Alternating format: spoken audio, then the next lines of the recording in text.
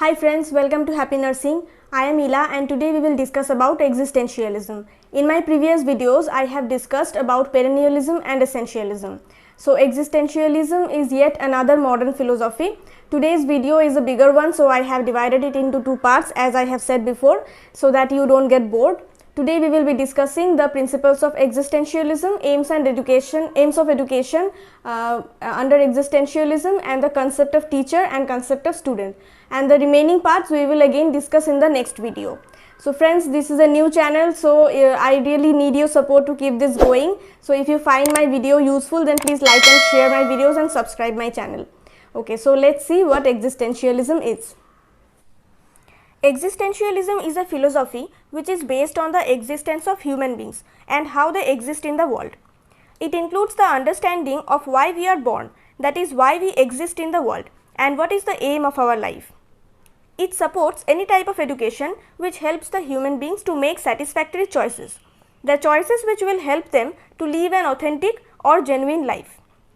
Authentic or genuine life means a life which is significant from others, not a copy or imitation of others.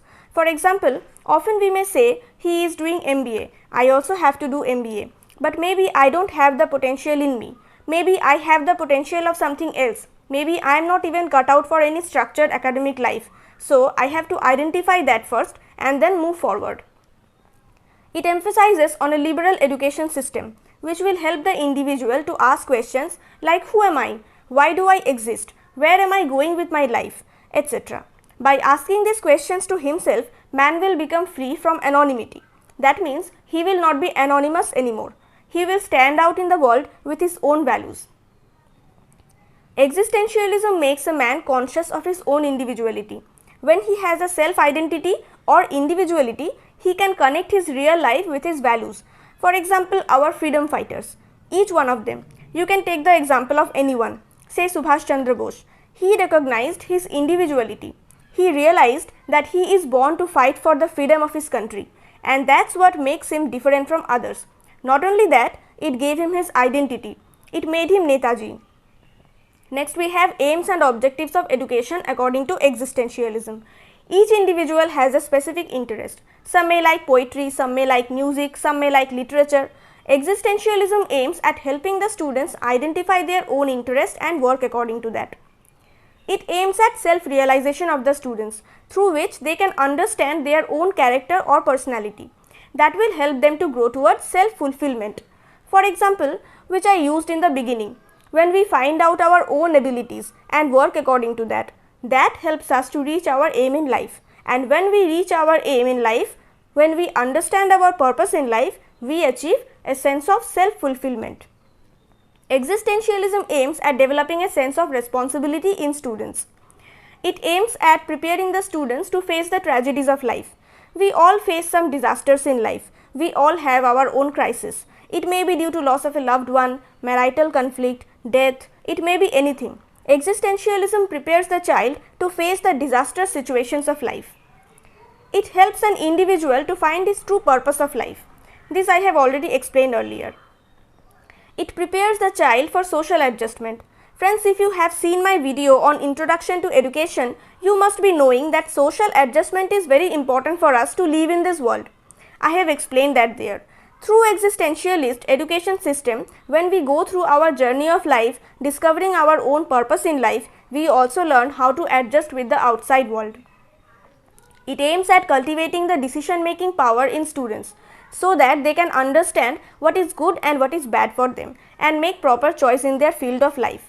As I have already said, it helps to understand the purpose of life. So, in the process, students also learn what is good and what is bad for them. For example, if a student has no interest in higher studies, he has more of a talent in freelancing, but he saw his friends going for masters and went with them without thinking what he wants, then he has to go and suffer there. Eventually, he will understand that this line is not for him. But in an existentialist education system, a student would be first made to identify his own interest, so that he will improve his decision making power and help him to get that what is for him and what is not for him. Existentialism aims at developing the personality of a child. Every child is different from the other, so their needs and interests are also different. Depending upon that, every child will have their own versatile aims and objectives of life. So, the aim of education is to find out that uniqueness of every child. The purpose of education is to build character, to increase potential and creativity of a child, and to improve the quality of life through knowledge. As the student will identify his own interest and move towards that, it will increase his potential. He can be more creative in his field, cultivate his mind and think of new ways of doing the same thing, and that will make him happy and improve his quality of life. Because if we work with something we don't like, that makes us frustrated, and as a result our character as well as our quality of life is affected. But if we work where we find happiness, our quality of life is improved, and as we are happy and satisfied, it also helps us to grow with a good character. Next is the concept of student. The existentialist wants to give full freedom to the child so that the child can work and grow towards his interest. Child should not be selfish and irresponsible. It's already explained earlier that existentialist education provides a sense of responsibility in the child. The child has to make choices and decisions according to his needs and purposes.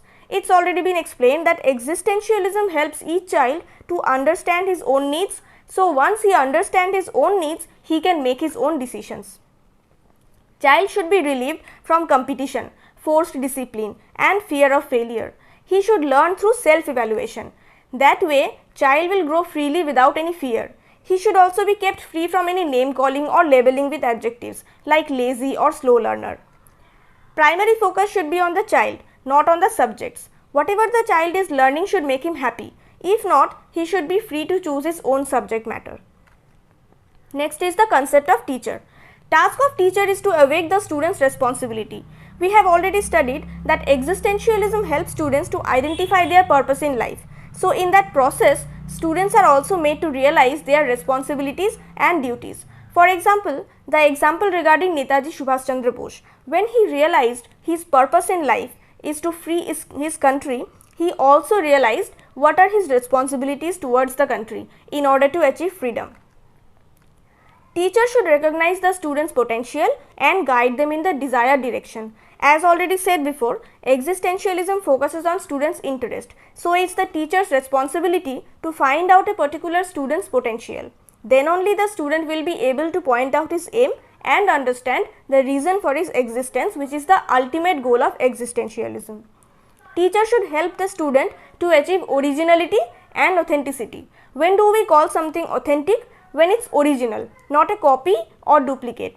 Teacher should teach the student to bring out his authenticity or originality, through which he will be identifiable. For example, Ravi and Shyam are equally interested in drawing.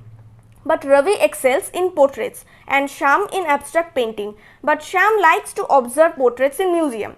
Now, just because he likes to see them doesn't mean he will be excellent in drawing them also. So, he should not follow Ravi and move forward with his own interest. Otherwise, his drawings won't be authentic.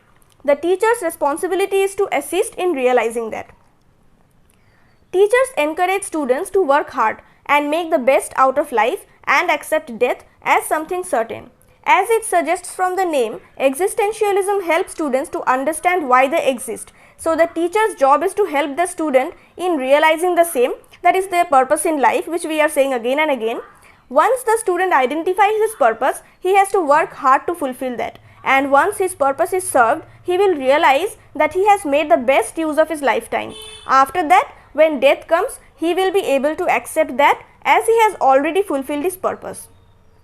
Teacher encourages creativity and inventiveness. The student should be different from one another after the completion of instruction. That means they should know what is their individuality. They should be able to stand apart from each other.